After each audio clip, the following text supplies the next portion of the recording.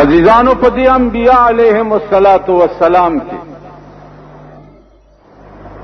یو عظیم پیغمبر حضرت نوح علیہ السلام تیر شوه داغه عمر یو زر 50 کالا او 900 کالا هغه خپل کلی او خپل علاقې ته په پیغمبري جبه باندې تبلیغ کړي 900 کال حاشا وکلا دومره بدبخت قوم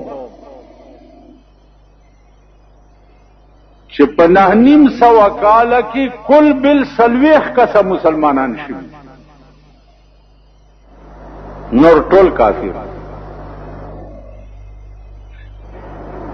حتی کہ خپل زوی وو عام کافر د پیغمبر زوی چې الله ته منظور نه ده هدایت نکیږي ورته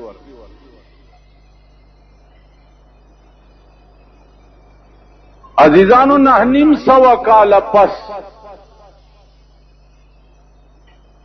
چې د نوح علیہ السلام بالکل زړه خله تراغه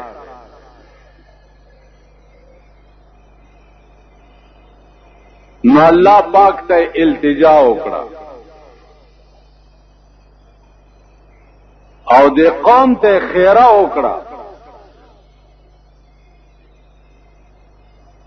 قال نوح رب لا تذر على الارض من الكافرين ديارا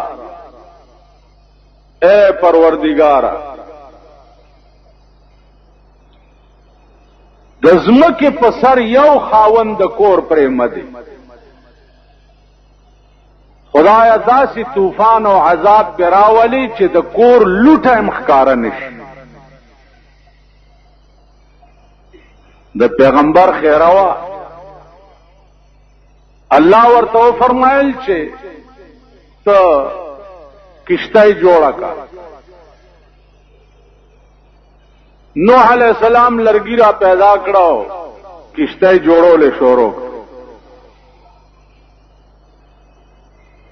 قوم به ورته راغی چې دا څه کوي نوح علیہ السلام به ورته وی چې دا کشتای جوړوم او یو عظیم طوفان را روان دی تاسو ټول بغیر کېږئ او زبدي کیشته کې د قوم به وخندل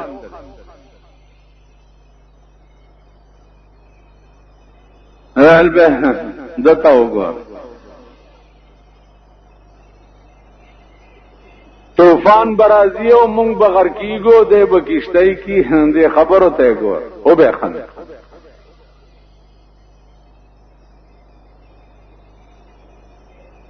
نوح علیہ السلام ویلی چې یا الله دا بدبخت قوم خو الټه ما پورې خان دي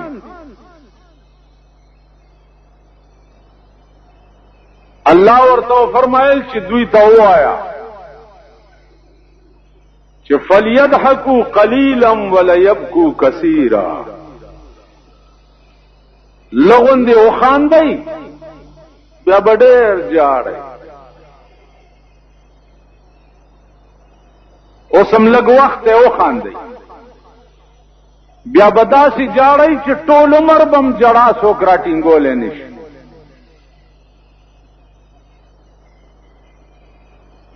نه بزرګ وای کړه وای غافل پاس کا سودا کړه نن دیوار دی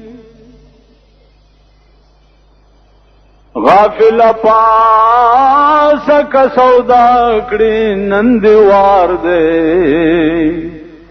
ما خو سودا وکړه د بلتون په دکان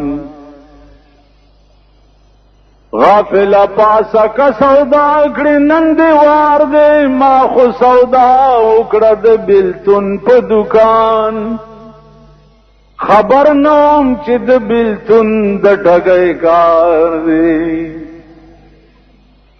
که سودا کې دغه دی وخت.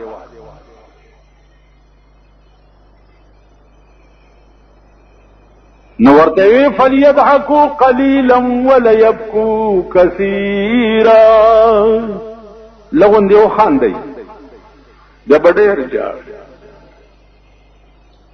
داسې به ژاړئ چې څوک به هم ژړا رکاولی نه شي. دوی به په یو بل ټېلې ووالئ راځه مړه د مولیانو خبرې. اوس خو هم په پاکستان کې د صوبه سرحد د خلقو یقین راغلی که نه؟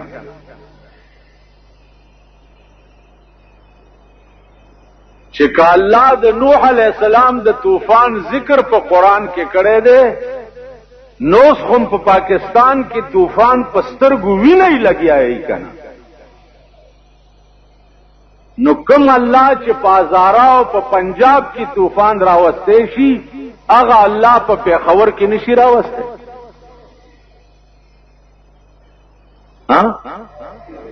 اوس خو په سترګو ګورئ که نه؟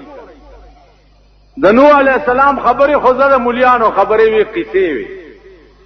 اوس خو په سترګو وکته.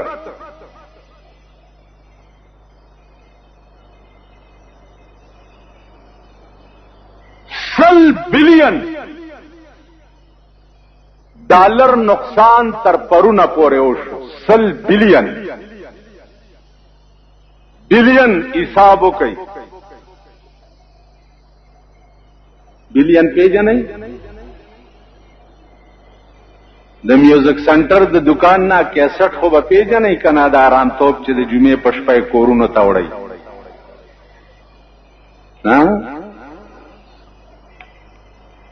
زه خو هره ورځ د سوټمارې زامن د جمعې په شپه ګورم. خو پیژنئ؟ 1 ملین 10 لکۍ وایا 1 ملین 10 لکۍ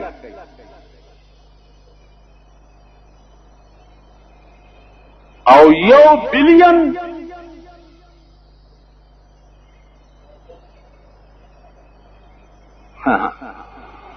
ازي ګوګشتوان یې ماما خبر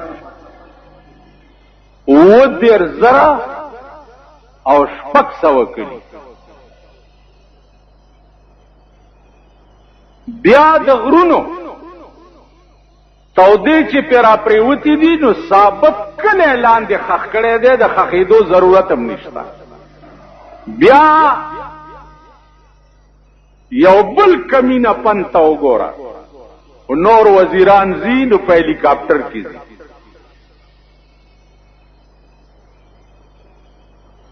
په هلیکاپټر کې زی او بیا کیمرامینان او ټي وي سټیشن والا ځان سره بوتلی.